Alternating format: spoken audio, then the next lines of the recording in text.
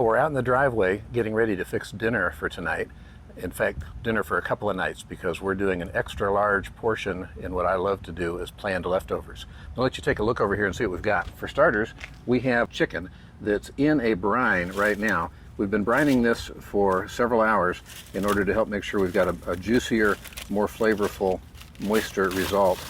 And we'll be taking it out, rinsing these pieces of chicken off. I've got a thing of water here. I'll rinse most of the salt off of them before they go in the pot. In this container, we've got at the bottom carrots, potatoes, then onions. We've got plenty of herbs that we've just chopped off the plant. I couldn't get rosemary to come out of my mouth. In here, we have a mixture of rosemary, garlic, pepper, olive oil, and a little bit of crushed red pepper. The recipe calls for salt too, but I'm not adding any salt because we're gonna have plenty of salt in the brined chicken as well. We're gonna have some lemon juice. I cheated with minced garlic. We've got black pepper and olive oil. I've taken the chicken that was in the brine. It's gone into this bowl that I've got just clear water. I don't want to get it completely rinsed because I do want some of that salt flavor, but it's good and rinsed right now. It's about to go over here into this Dutch oven that I'm already preheating. And so when you take a look at it over here, you'll see we've got a ton of coals. We're not cooking it this hot. I'm looking for about a 400-degree oven. And so I'm really in a preheat mode. I've got a bunch of coals under as well as on top. So in just a second, what I'm going to do is I'm going to take a bunch of the coals off and leave just a ring around the top and a second ring in the middle on the top, and then a similar ring around the bottom. And that should give me the cooking coals that I need. I'll be putting that chicken into the pot, adding the veggies on top, and then drizzling the solution of flavorings that I showed just a moment ago as well.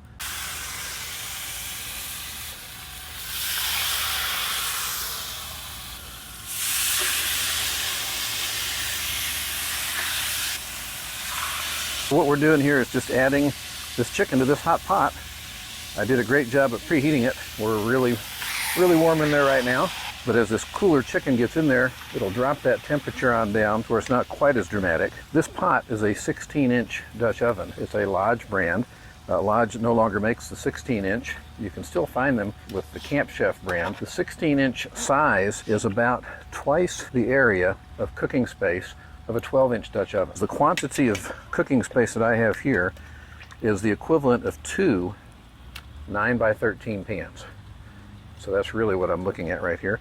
And that 16-inch Dutch oven got just about every piece of chicken I wanted. Now we're just going to have to get them a little bit cozier together down there. So we're going to come with the veggies next, and there's not a special order on this. I just happened to cut the onions after I cut the potatoes, after I cut the carrots, and just put them all in the same bowl. My goal here is just to get a fairly even layer around the cooking surface of each one of these veggies. Looks like I could use a few more carrots. Actually, when I cook in a roasting pan, I think I can always use a few more carrots. So again, this is a mixture of olive oil, garlic, a little bit of red pepper, some black pepper, some rosemary, and the juice of several lemons.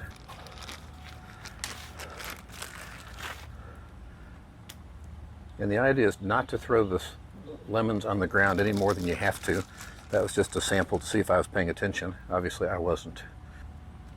We're going to give this about an hour of cooking time like this.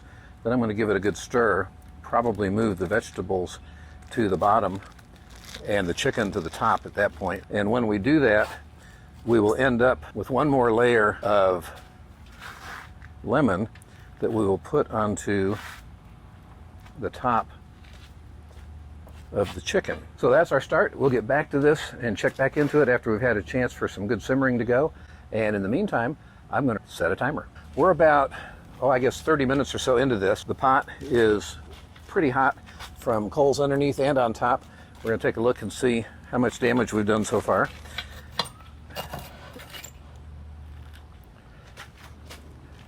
And it looks like we've got a good simmer going here. I can see a little bit of a boil going around the edge. And it looks like we're making progress. So we're going to put the lid back on, check it again in about another 30 minutes, and see where we are. This is our look 15 minutes after the last look. So we'll see what we're looking at. Get up nice and close so we can see steam in action, because steam is always fun. So it looks like things are percolating away pretty good there. One of the things I'll need to do is see how the veggies are doing. And to do that, it's always fun to poke. So I've got a thermometer. I'm not really checking their temperature. I'm just checking their texture right now. And they're getting really close. We're going to see how the chicken is doing underneath there.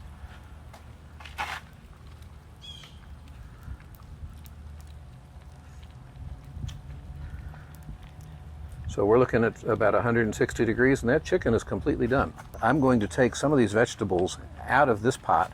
I'm going to put them into this other pot next to it so that I can actually get down to the chicken level, because I want to put one more layer of lemon and rosemary on the chicken, kick up the heat on top to see if I can't crispen up the skin just a little bit. We've got another pot on top. Everything is just about fully cooked.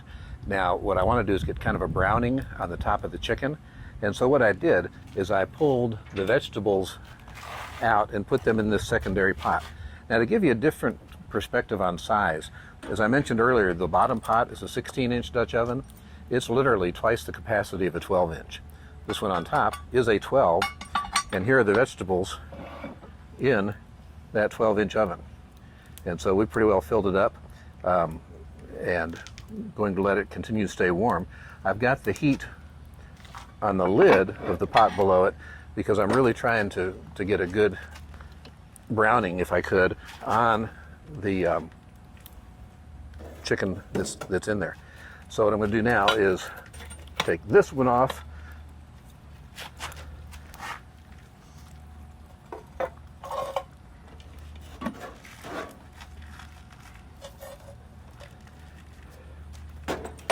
So the final step that I'm going to do is I have some fresh pieces of lemon and some fresh sprigs of rosemary that I'm going to put on top of the meat that's in here.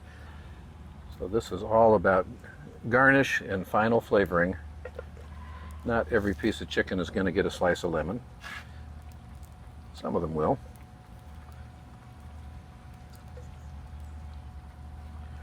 Got a few more sprigs of rosemary that are a little bit more recent off of the bush. And by recent, I'm talking minutes, not a longer time span than that. And so that's what we're just about finished with. We'll go back with the heat on top of it just as a final finishing touch. I hope it's something that is both melt in your mouth delicious, that is also Whole30 compliant if you're on that type of a diet. This is such a dish.